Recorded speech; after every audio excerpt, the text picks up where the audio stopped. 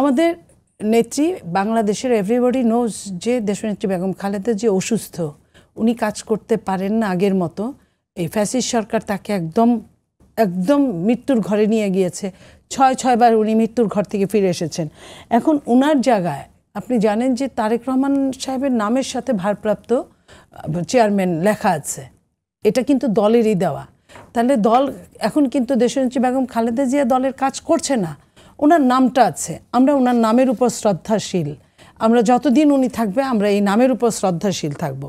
এখন আমার কাজ করছে যে আমি তাকেই সারাক্ষণ পাচ্ছি, তাকে যেভাবেই পাচ্ছি, যেভাবেই চাচ্ছি আমি পাচ্ছি। তো আমি আমার দলের আমি হিসাব করব, ঠিক করব যে কোন ছবিটা দেওয়া যায়। যেমন আমরা 3টা ছবি দেই। একজন এই দলের প্রতিষ্ঠাতা, উনি পৃথিবী ছেড়ে চলে গেছেন, শহীদ প্রেসিডেন্ট জিয়াউর রহমান। তারপরে বর্তমান চেয়ারম্যান যিনি খালেদা জিয়া চেয়ারপারসন, ওনার ছবিটা দেই।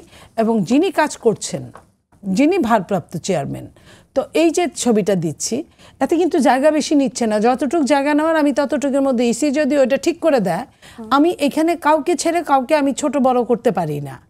তারপরেও যদি বলে যে না একটা ছবি থাকবে, সেখানে একটা ছবি যে দলের আমার কাজ করে, হয়তো দল ওইটাই ডিসিশন নিবে। দলীয় প্রধান তো এখনো বেগম খালেদা জিয়া কিনা? এখনো দলীয় প্রধান উনি, কিন্তু উনি ওনার অবর্তমানে যিনি কাজ করছেন উনি অসুস্থ, উনি এই মুহূর্তে সুস্থ না, উনি আমার কোনো কাজের জবাব দিতে পারছেন না। সাথে সাথে আমি ওনাকে পাচ্ছি না, যাকে আমি পাচ্ছি আমি তার কথা বলছি, ওনাকে কোনো অসম্মান করে না, আমি ওনাকে রেখেই চাচ্ছি। তারপরেও যদি আমি ইসির প্রতি সম্মান এবং অন্য আপনার দলগুলোর প্রতিও আমি সম্মান দেখাই, সেখানে আমি বলছি যিনি আমার কাজ করে আমি তাকে রাখতে চাইলে, আমার দল তাকে রাখতে চাইলে, অন্য কেউ তো এটা বলতে পারে না। তারেক রহমান তাদের এত ভীতির কারণটা কেন? আমি খালেদা জিয়া থাকবেন না তারেক রহমান থাকবেন, না খালেদা জিয়া তারেক রহমান দুজনেই থাকবেন, এটা তো দল ডিসিশন নিবে, বিএনপির ডিসিশন নিবে, এটা আমরা ডিসিশন নিব। তাদের তো এটা ডিসিশন নেওয়ার কথা না। ইসির নিয়ম বিধিমালা ভঙ্গ হলে সেক্ষেত্রে কি হবে? এখানে তো বিধিমালার মধ্যে পড়ে, আপনার ধরেন আপনি একজন অসুস্থ, কিন্তু আমরা তার পথটা রেখেছি, এটা আমার দলের গঠনতন্ত্র। আমি এই দলের সংখ্যাগরিষ্ঠ ভোটের কথা বলছি, এবং সেই সংখ্যাগরিষ্ঠ ভোটের মাধ্যমেই আমরা কিন্তু ভারপ্রাপ্ত নিয়োগ করেছি। তাহলে ভারপ্রাপ্ত আমাদের কাজ করছে।